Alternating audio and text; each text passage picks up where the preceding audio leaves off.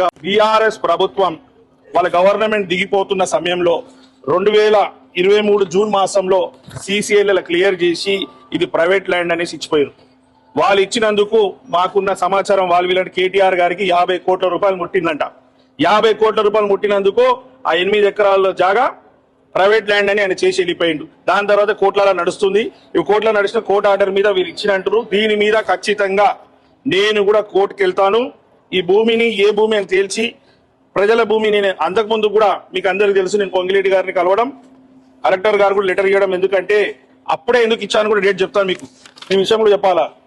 July 3 తారీఖు నేను ఇచ్చిన. ఎందుకు ఇచ్చిన అంటే అప్పుడు ఈ కంటోన్మెంట్ బోర్డులో ఆ ప్రైవేట్ అతను ఎవరైతే ఉన్నారో అప్లికేషన్ పెట్టుకుని పర్మిషన్ ఇవ్వద్దు అనేసి నేను వారికి వీరికి చెప్తే అప్పుడు కూడా అంతర్గతంగా అన్ని సర్వేలు చేస్తే అప్పటికు CCL ఏముంది, ప్రైవేట్ ల్యాండ్ అని ఉంది. నేను ఇచ్చిన నాడు ప్రైవేట్ ల్యాండ్ ఉందని కాబట్టి వీళ్ళు పర్మిషన్ ఇవ్వలేదు. ఇన్ని రోజులు ఆగింది పర్మిషన్ కి. శ్రీ గణేష్ ఇచ్చిన లెటర్ కి ఆగింది. బీఆర్ఎస్ వాళ్ళు చేసిన తప్పులు అన్నిటికీ తప్పిపుచ్చుకోవడానికి వేరే వాళ్ళని నూకడానికి కొంతమంది టీం నుంచి పెట్టుకొని వాళ్ళు ఇవన్నీ ప్రొవోకేట్ చేస్తారు. ఖచ్చితంగా వాళ్ళు అట్లా చేస్తే ప్రజలు మొన్న బుద్ధి చెప్పారు, రానున్న రోజులు బుద్ధి చెప్తారు. నిన్న కూడా బీఆర్ఎస్ వాళ్ళు కంటోన్మెంట్ ఉత్తర గుడ్చలు మట్ఫోర్ట్ గుడ్చలు ఏదైతే ఉందో దాన్ని కూడా వీళ్ళు ఏదో రోడ్ మీద ఉన్నదానికి దానికి ఏదో మా లైన్ వేసి చేస్తా అంటే దాన్ని కూడా పెద్ద గందరగోళం చేసి ఇది అని చెప్పి ప్రజలను కన్ఫ్యూజ్ చేస్తే రాత్రి అంతా ప్రజలు భయాందోళన గురై బాధపడుకుంటూ వచ్చారు. ఇప్పుడు ఓటు హక్కు ఈ రోజు కంటోన్మెంట్ బోర్డు నుంచి 38,000 చిల్లర 40,000 ఏదైతే పోయిందో దానికి కారణం బీఆర్ఎస్ఏ. గాంధీ కమ్యూనిటీ హాల్ ఉండే, అది కూడా కమ్యూనిటీ హాల్ ని డంప్ యార్డ్ చేసింది ఎవరు? ఇదే బీఆర్ఎస్ బోర్డు మెంబర్లు, అప్పుడు ఎమ్మెల్యే ఉండే వారందరూ కలిసి ఆ కమ్యూనిటీ హాల్ ని కూడా ఈ రోజు డంపింగ్ యార్డ్ చేసి ఇబ్బంది. బీఆర్ఎస్ ద్వారా కంటోన్మెంట్ జరిగింది ఏమీ లేదు. వాళ్ళ ద్వారా అన్ని నష్టమే. వారు చేసిన తప్పులు వేరే వాళ్ళ మీద నెట్టాలని చూస్తున్నారు. 10 సంవత్సరాల్లో మీరందరూ బాధ్యత గల వ్యక్తులు, ఇక్కడ ఉన్న వాళ్ళందరూ చూసే వాళ్ళందరూ రిక్వెస్ట్ చేస్తున్నా, కొత్త రాష్ట్రం ఏర్పడినప్పుడు వారి బాధ్యత కాదా ఇది గవర్నమెంట్ ల్యాండ్ అన్నప్పుడు వాళ్ళు కాపాడుకొని కంపౌండ్ వాళ్ళు కట్టాల్సింది కదా. వాళ్ళు కంపౌండ్ వాళ్ళు కట్టలే, ఏం చేయలే. అప్పుడేమో వాళ్ళకి ఇచ్చేసి ఇప్పుడు వచ్చి డ్రామాలు చేస్తారు. ఓకే, పిచ్చి పిచ్చోళ్ళు మాట్లాడితే నేను జవాబు ఇయ్యా. నా జవాబు జనాలకి ఇస్తా. నేను నవ కంటోన్మెంట్ నిర్మాణం చేయాలి కాబట్టి నేను డెవలప్మెంట్ ఆలోచనలు ఉన్నా. వీళ్ళందరూ డిజాస్టర్ ఆలోచన బీఆర్ఎస్ వాళ్ళది. దాన్ని కన్ఫ్యూజ్ చేయాలా, నేను డైవర్ట్ చేయాలా. నేను కన్ఫ్యూజ్ కానీ డైవర్ట్ గాను. నాది ఒకటే ఒక లక్ష్యం, కంటోన్మెంట్ ని నవ కంటోన్మెంట్ నిర్మాణం. అంటే ఇలాంటి చిన్న చిన్న విషయాలు కూడా ఒక 1 MGD నీళ్ళు తీసుకురావచ్చు, భవిష్యత్తులో రిజర్వాయర్ తీసుకురావచ్చు, స్కూల్స్ కాలేజ్ అన్ని చేయాలని ఆలోచించు. వాళ్ళకి ఏంటంటే ఏదో వేసేయాలా, ఎంజాయ్ చేసుకోవాలా. టీవీలో వచ్చిందా, పేపర్లో వచ్చిందా, సోషల్ మీడియాలో వచ్చిందా, మౌత్ మీడియాలో రావాలా, ప్రజల గుండెలో నిలబడాలని పనిచేస్తున్నా. అందరికి థ్యాంక్స్. ఎమ్మెల్యే గారు ఇప్పుడు 2023లో 157 సర్వే నెంబర్లు 2023లో బీఆర్ఎస్ వాళ్ళకి 50 కోట్లు ముట్టినని మీరు అంటున్నారు. స్థానిక నేతలు బీఆర్ఎస్ నేతలే స్థానిక ఎమ్మెల్యేకి భారీ స్థాయిలో ముట్టినని వాళ్ళు అంటారు. చలో మీ అందరి ముందు ఒక ఓపెన్ బై. నేను ఏం చేస్తే నాకు పైసలు ఇస్తాడు చెప్పు. ఎందుకు ఇస్తాడు పైసలు చెప్పు. వాడు కోర్టు నుంచి ఆర్డర్ తెచ్చుకున్నాక సిస్టమ్ నాది ఏముంటుంది జాప్యం. నేనేమని చేస్తే కోర్టుకు పోవాలి. వాడిని అడిగే రైట్స్ లేదు. అక్కడ పోయి వేరే లేక నేను అక్కడ కూర్చొని ధర్నా చేసే రైట్స్ లేదు. యాజ్ ఎమ్మెల్యేగా నేను ఏముంది, నా బాధ్యత అదే చేస్తాం. కానీ ఎక్కడ పడితే అక్కడ రావుతుంది కానీ ఎడబడితే కొట్టుడు కాదు కదా. తర్వాత ప్రభుత్వ భూమి ప్రైవేట్ గా ఎట్లా మారింది, దాంట్లో మీకు 5 కోట్ల రూపాయలు కూడా ముట్టినట్టు కృష్ణాకి ఆరోపిస్తున్నారు. మీరు వంశీ గారు మీరు చెప్పేది వినండి. ఎవరికి ఎన్ని ముట్టిందా అనేసి కేటీఆర్ని అడగండి. కేటీఆర్కి 50 కోట్లు ముట్టిందా లేదా అని. కేటీఆర్ 50 కోట్లు తీసుకోకుంటే 2023 జూన్లో CCL క్లియరెన్స్ ఇవ్వకుంటే కోర్టులో కూడా ఈ రోజు ఆయన గెలిచేవాడు కాదు. అది ప్రైవేట్ అని ఇప్పుడే CEO గారు కూడా చెప్పారు ఏమేమి జరిగిందని. సర్వే నంబర్ 157/1 అని వేసి అది ప్రైవేట్ ల్యాండ్ అని చెప్పి దానికి ఈయనకు మొత్తం ఓనర్షిప్ ఇచ్చినాక ఎవరైనా ఎక్కడైనా కోట్ల కేసులు అయితే 2010 కోట్ల కేసు స్టార్ట్ అయితే అది 20కో 30కో ఎప్పుడో ఒక రోజు ఎండ్ వస్తుంది. జడ్జిమెంట్ అయితే రావాల్సింది కదా.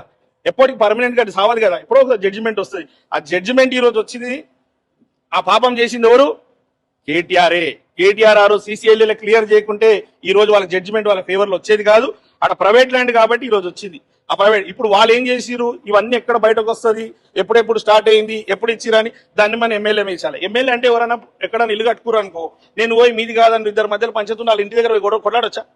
అది ఏమన్నా నేను కోర్టుకు పోవాలా, లేకపోతే కన్సర్న్ అఫీషియల్ చెప్పాలా? ఎక్కడ పడితే రోజు ఎవరో చెప్తే అయిపోయింది. వాళ్ళకి పని లేదు పాట లేదు. 10 సంవత్సరాలు చేసిరు, ఖాళీ గుండ్రు. అట్లా కేటీఆర్ ని ఏమన్నారు, వాళ్ళ చెల్లెని కవితమ్మ ఏమన్నా ఆయనకు బుద్ధి లేదు.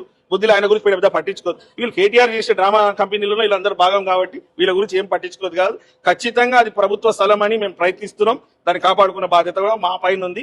మేము కోర్టుకు వెళ్తాం, దాని ప్రయత్నం జరుగుతుంది.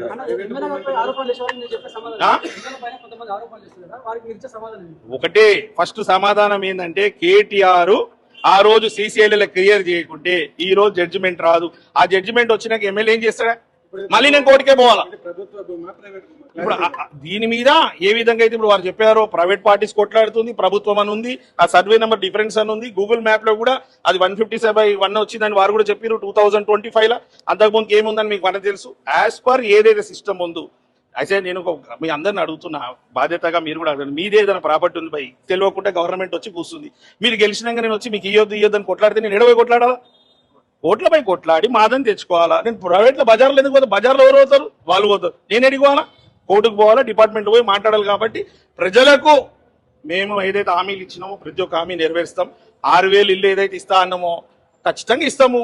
10 సంవత్సరాల వాళ్ళు ఏమని చేస్తే కేసీఆర్ గారు 2014లో ఈ కంటోన్మెంట్ ని దత్తత తీసుకుంటున్నాడు. దత్తత తీసుకుంటే ఈ రోజు ఇన్ని ఇబ్బందులు ఉంటుండేనా? దత్తత తీసుకుంటే ఈ రోజు ఇన్ని ఇబ్బందులు ఉంటుండే చెప్పురు బాస్. 10 ధనిక రాష్ట్రం, మనకి రాష్ట్రం కావాలి, గౌరవంగా పరిపాలించుకోవాలి అనుకున్నాం కదా. 10 సంవత్సరాలు ఏనాడని చూసిర్రా?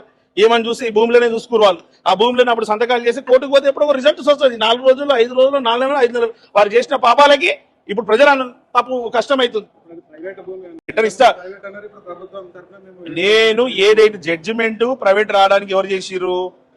కేటీఆర్ 2023లో చేసిండు. దాన్ని మనం కాపాడుకోవాలని నేను మన రెవెన్యూ మినిస్టర్ గారికి కలిశాను. వచ్చినాక వదిలేరు కదా, మళ్ళీ కోర్టుకు అప్పీల్ పోవాలి కదా, అప్పీల్ పోయి ఏమో తీసుకురావాలి కదా. దాని మీద చొరవ తీసుకోవాలని చెప్పడం జరుగుతుంది. దాని మీద ప్రక్రియ ఉంటుంది. ఖచ్చితంగా కాపాడుకునే ఏ గవర్నమెంట్ స్థలం కూడా ఫైట్ చేయకుండా వదలము, ఫైట్ చేస్తాము, కాపాడుకుంటాం. ప్రజలకు ఇచ్చిన ప్రతి ఒక్క హామీ నెరవేరుస్తామని కూడా మీడియా ద్వారా యావత్ కంటోన్మెంట్ ప్రజలకు చెప్తున్నా. వేరే వాళ్ళు డిజాస్టర్ చేస్తారు. మీ శ్రీ గణేష్ కాంగ్రెస్ పార్టీ, కాంగ్రెస్ ప్రభుత్వం చేసేది నవ కంటోన్మెంట్ నిర్మాణం చేయాలి. కాబట్టి ప్రతి చిన్న విషయంలో నన్ను డైవర్ట్ చేయాలని అది ఇది ఆరోపణ వేస్తే నేను ఎవరికి జవాబు కాదు. నేను జవాబు ఇచ్చేది కంటోన్మెంట్ ప్రజలకి, వాళ్ళు ఇచ్చిన తీర్పుకు గౌరవిస్తా, వాళ్ళకి నేను సేవ చేస్తా.